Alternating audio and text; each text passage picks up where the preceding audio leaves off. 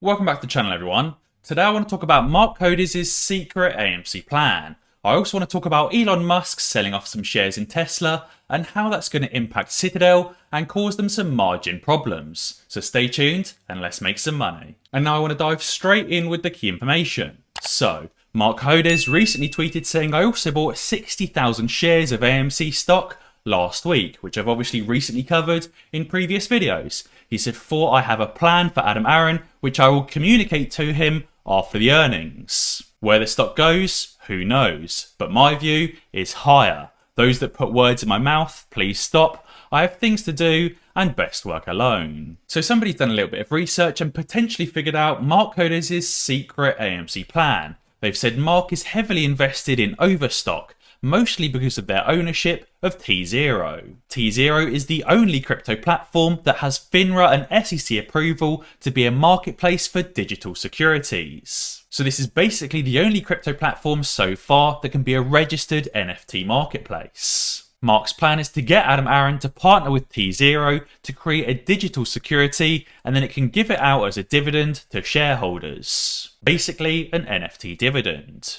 Now right now AMC can't technically issue dividends because they still have a loss reserve and they're still making losses quarter over quarter. We do know that in the future AMC will be profitable and will be able to issue a legal dividend. However, there is also nothing that actually stops AMC from just distributing some NFTs to their customers or to their shareholders. It doesn't have to be a legal financial dividend, it can just be a gift of an NFT. Overstock did this by issuing a crypto dividend and it blew the shorts out of the water. It ran from $3 to $120. The deal is if there's 2 billion shares floating out there because of the naked shorts and options malarkey, they have to buy them all back because they only have 500 million NFTs to give out to us. Basically what's going to happen is AMC is going to say they want to give out NFTs to each of their shareholders. 1 NFT for every 1 share in issuance. So basically that means that AMC is going to have a nice collection of 513 million NFTs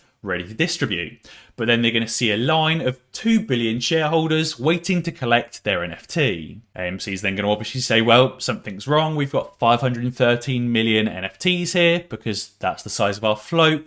But there's 2 billion shareholders that want an NFT or that we have to give one to. And that's where these hedge funds that have been illegally naked shorting the AMC stock will have to buy back the illegal synthetic shares because they have to give out all of the NFTs to all of the shareholders and every single shareholder has to have one. Basically, all of the synthetic shares will have to be bought back for the NFT to be properly distributed.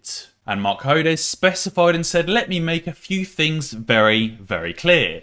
Since February, I've said that what went down with Citadel and Robinhood was horrific, illegal, and needs to be looked into. Individual investors were screwed to the wall to benefit over leveraged players. I have spoken on many pods, which I think he means podcasts, about this, and have said all participants, including the government, need to get to the bottom of what happened." He said as the year has gone on, I've heard more and more stories of individuals getting cheated and it's really annoyed him, as filmed in the Apes Together documentary. And he made the decision to do whatever he could to help the cause, because if it happened once, it could happen again. I believe that the individual has rights and I believe they were cheated.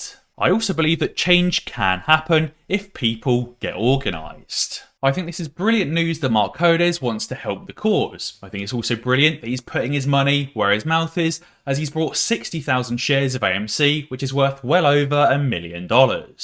I think it's also brilliant that he has a plan for Adam Aron, which he will communicate after the earnings. Hopefully this plan is a very, very interesting plan that potentially involves the release of an NFT dividend or an NFT gift and potentially causes the AMC squeeze. Also, if you didn't already know, Moomoo are currently holding a massive $200,000 giveaway to celebrate the 9th anniversary of their parent company, Futu. All you need to do to be in with a chance of winning part of the $200,000 prize pool is to download the Moomoo app, open an account, deposit at least $100 and play the Moomoo Let's Move game. the top 5,000 participants will win part of the $200,000 prize pool. Moomoo also provide free real-time level 2 market data. They've also got advanced charting tools and tons of other resources to help you trade like a pro.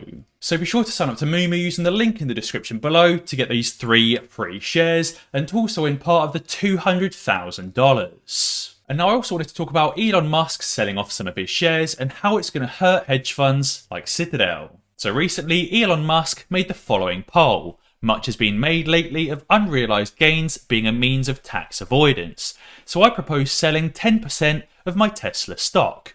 Do you support this? The vote was won with a majority yes. This obviously wasn't the full vote as this was only half hours through, but the vote is only live for 24 hours and did conclude with people supporting his sale of 10% of Tesla stock. As Mr. Beast pointed out, he said this Twitter poll decides the fate of $20 billion plus of Tesla stock. So that basically means that on Monday morning, Elon Musk is going to be dumping $20 billion worth of Tesla stock onto the open market, probably with a market order. Now that isn't significant from a total volume perspective because Tesla has somewhere between $60 and $80 billion of Tesla stock traded every day. But it is significant that the majority shareholder and CEO of Tesla wants to dump 10% of his shares. That's going to cause a panic among the investors, who are also going to dump some of their shareholdings and will cause a drop in the Tesla share price. Now how much of a drop in the Tesla share price I don't know. Will it be 1%? 5%, 10%, 20%, 30%, who knows? I mean, it's probably not going to be 50%, but I do think it's going to be a somewhat significant drop. And this is important because among these funds, Citadel Investment Group held the most valuable stake in Tesla. It was worth around $16 billion at the end of the second quarter. On the second spot was ARK, which amassed $3.6 billion worth of shares. So that basically means that Citadel holds $16 billion worth of Tesla at the end of quarter 2. Now, considering the Tesla price has basically doubled, they could potentially be holding around $32 billion worth of Tesla.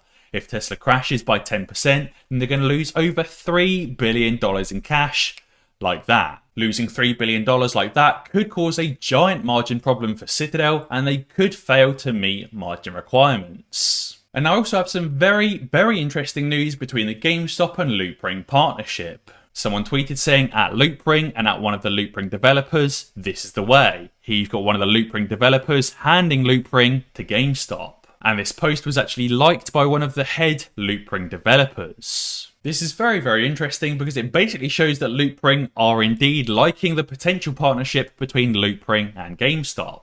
This is now all of a sudden turning into one of the worst kept secrets in the crypto space. Hopefully they release the official announcement soon. And I also wanted to talk about the wider market and how Berkshire Hathaway see a coming market crash and what they're doing to prepare. Berkshire Hathaway's operating earnings pop 18% last quarter, with Buffett's cash pile at a record $149 billion. Therefore, Warren Buffett is basically stockpiling cash and not investing in companies at the moment, because he obviously wants a very large cash reserve to pounce at the market crash. Berkshire reported operating income of $6.47 billion in the third quarter, rising 18% from $5.48 billion in the same quarter a year ago. At the end of September, Berkshire's cash pile reached a record $149.2 billion.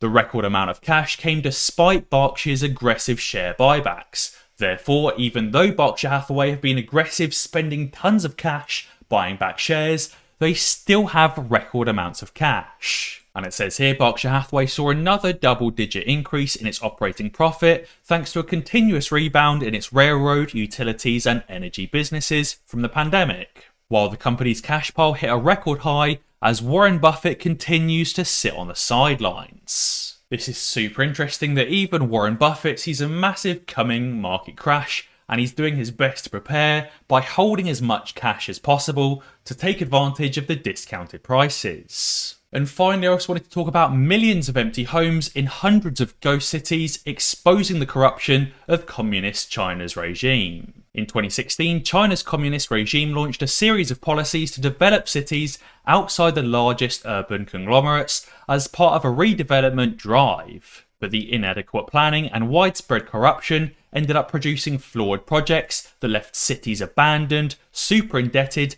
and millions of homes unsellable. The crisis of China's real estate giant, Evergrande, revealed a serious situation that affects the company and the entire Asian country. According to recent reports, China has more than 30 million unsold houses at any moment, giving rise to hundreds of ghost towns, completely indebted and with no horizon how to get out of the abyss. In this context, real estate development companies such as Evergrande began to build throughout the country and take on debt in the local and international markets.